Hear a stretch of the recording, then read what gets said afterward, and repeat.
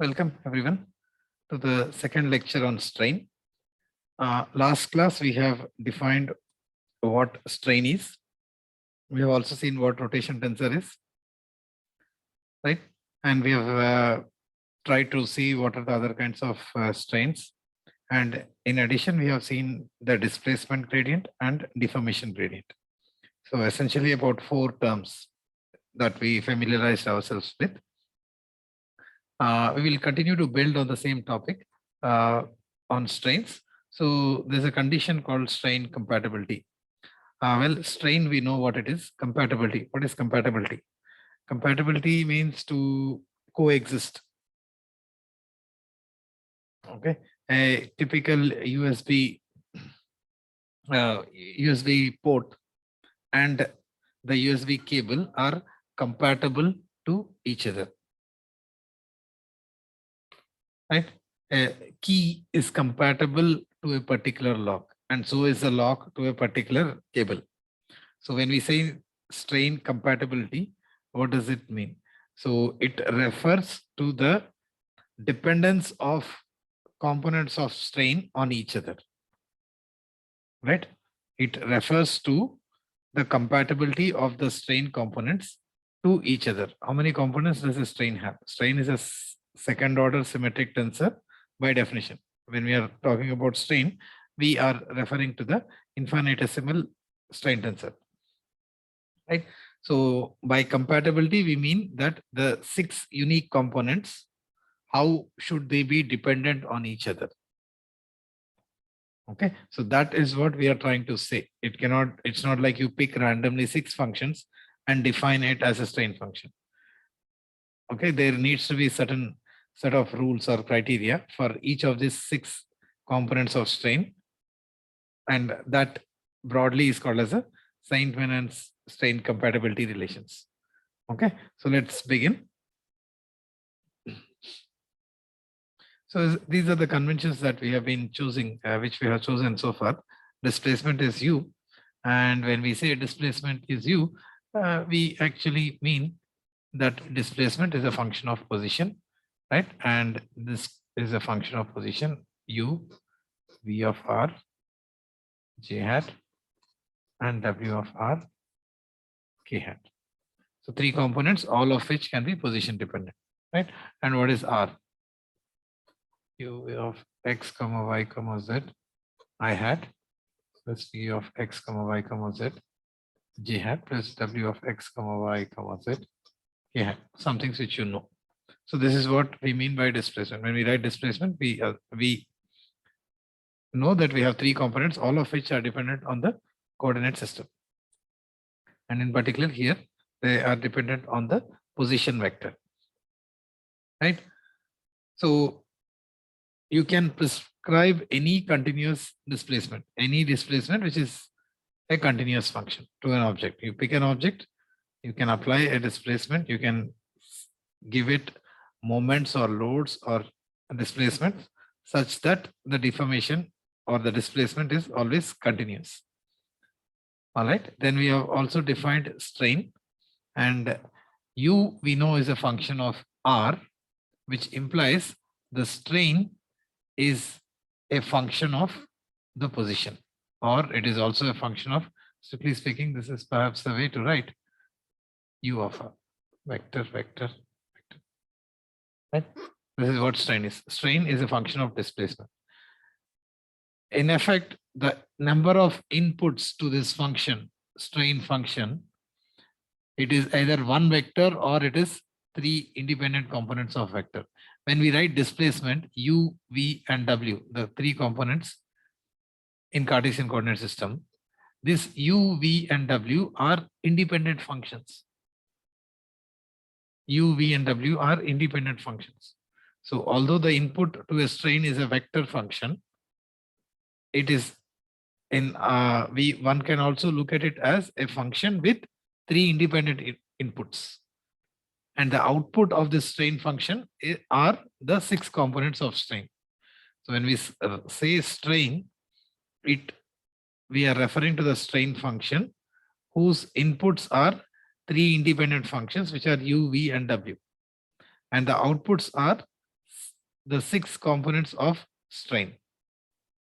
All right. So we will continue with this sort of a background. And another thing that we would need to think is on simply connected region. What is a simply connected region? Say I draw a curve on this. Okay, I draw a closed curve on it. Right. So let me sort of erase this. I draw a closed curve on a domain. This is my domain, original domain, and I pick rather this is the other way. This is a body, and I pick some domain omega on it. This is the boundary, and this is omega. Now, if I continue to shrink this curve, it would be a 3-dimensional curve. If I continue to shrink this curve, if it eventually becomes to a point, you can shrink it in any direction. You can shrink mostly towards this point or this point or this point. You can shrink it to any point. And if you are able to shrink to a point and that point is on the domain,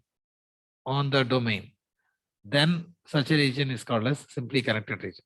I'll show you one more example. Have it here. Let's say I draw a curve, or I draw one more curve here. Let's begin with the first one. Right? So I can continue to shrink it towards this point, this point, this point, this point, all this. But all these points, this first set of points are belonging to the body. Whereas if I shrink it to these points in the white region, which is not part of the body, then such an object is, or such a domain is not a simply connected region or simply connected domain. Okay, it has its mathematical repercussions, but we will impose whatever strain compatibility conditions that we have said that we will derive, we will impose them on simply connected regions. Mainly because the derivative mathematically, once you have a function, once you have a displacement function, you can mathematically take a, you can evaluate the strain after that, and you can evaluate the rotation tensor. All those things you can do, but physically there is no significance if you can't specify, because there is no material here. All right. So we will, whatever we derive, it will be applicable to simply connected regions such as the one shown on the left. All right.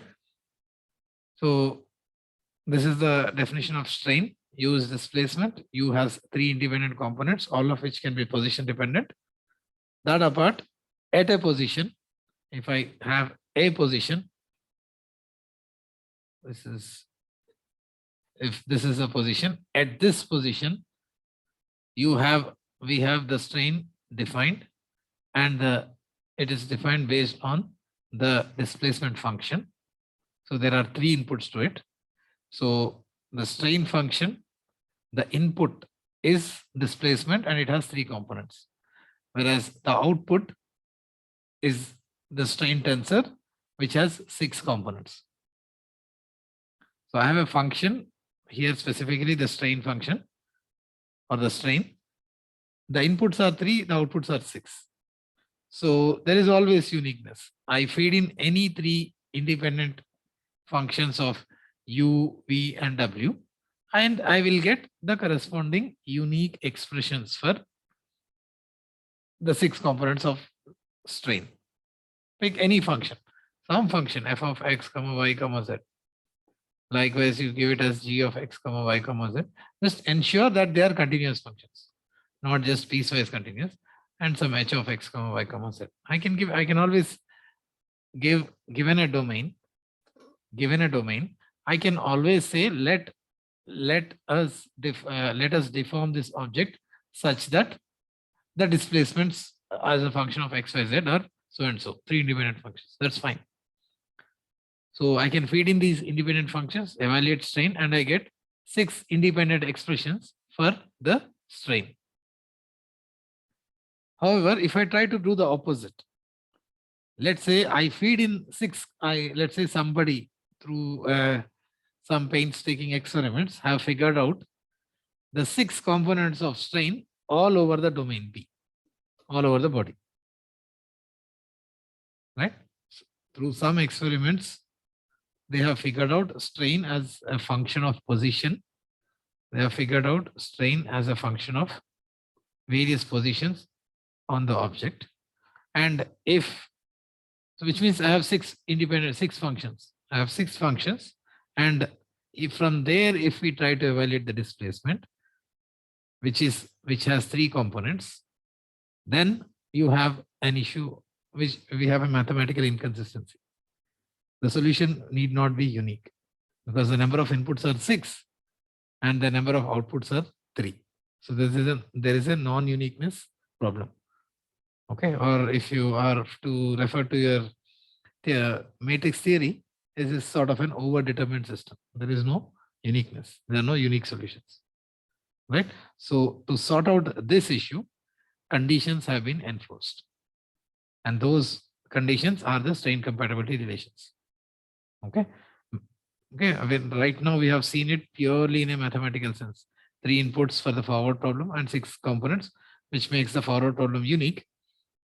But if we know the strain and if you want to evaluate the displacement, it becomes a non-unique problem, non-unique solution rather, non-unique solution. Right? To overcome this, we have to impose compatibility. We have to impose some conditions which sort of make it compatible. Right? We want the displacement to be continuous and single value. Okay, not basically make it unique. Geometrically, what actually happens if these compatibility conditions are not sorted out? Let's say this is a body B, and I put some kind of a marker, and so that I consider one region, call it omega, and I consider about 4 regions in that. And then with strain compatibility, if this was the original size, undeformed object, this becomes a deformed object. Fine, this is how it behaves with respect to when there are certain things called strain compatibility relations enforced. However, let's say we don't enforce it. Then this is what happens. Because if I evaluate, I have the strain as a function of position everywhere, which means I have it in the first region as well. So I will calculate the displacements all over this domain. Okay. And with respect to this boundary, I may get this relation, this displacement. However, when I use the relations, strain displacement relations on region 2, I may get a different value of displacement.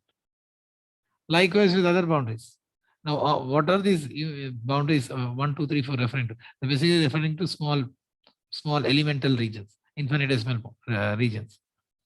So on the boundary, if I evaluate using the relations for domain 1, I will get one kind of solution. And if I try to use them in domain 2, which all of which are infinitesimal, then I would get another kind. This element deforms in certain way. So that interface effectively has 2 different surfaces,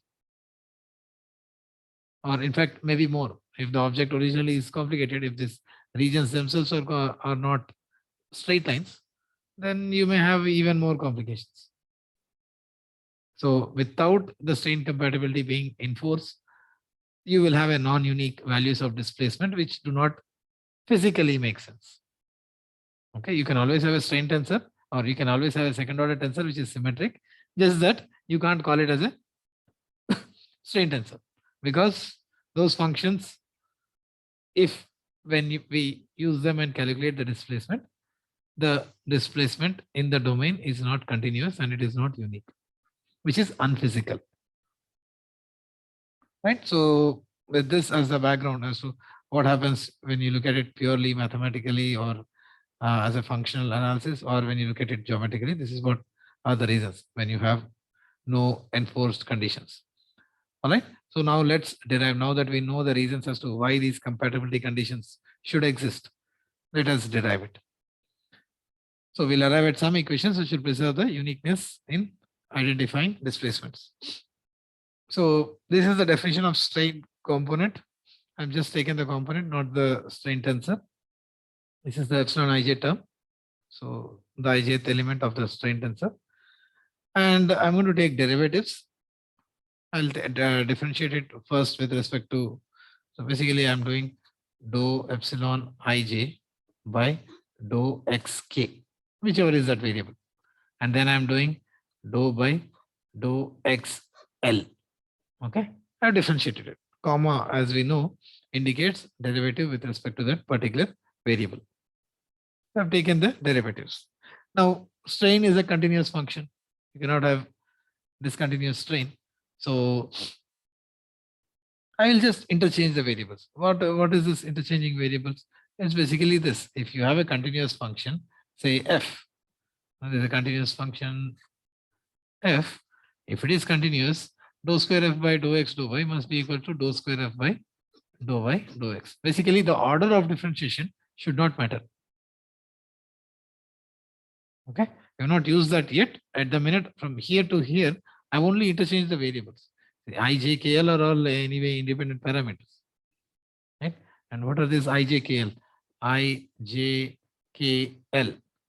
This set is nothing but X, this set of X, Y, and Z. Right? I can be take the value of X or Y or Z, so does J or K or L. So from here to here, I have still not used the continuity relation, but I've just interchanged the variables. Using this, I've interchanged the variables and I got one more relation. Okay, I'm going to add them. This is what we would get. Let's call this as some as an equation A. Now I will once again interchange J with K and K with J. Basically, again exploiting this continuity here, and I will get one more relation.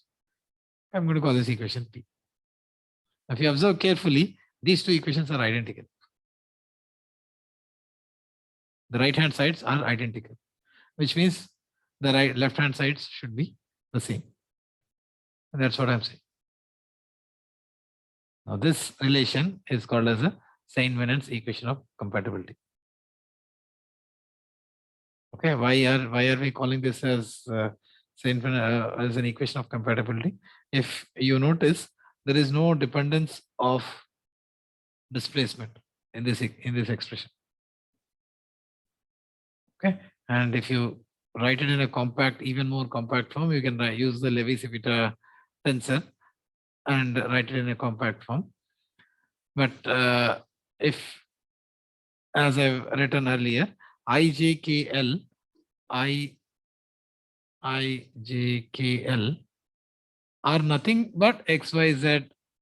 They belong to this set XYZ. They can equate. They can take one of the values of X or Y or Z.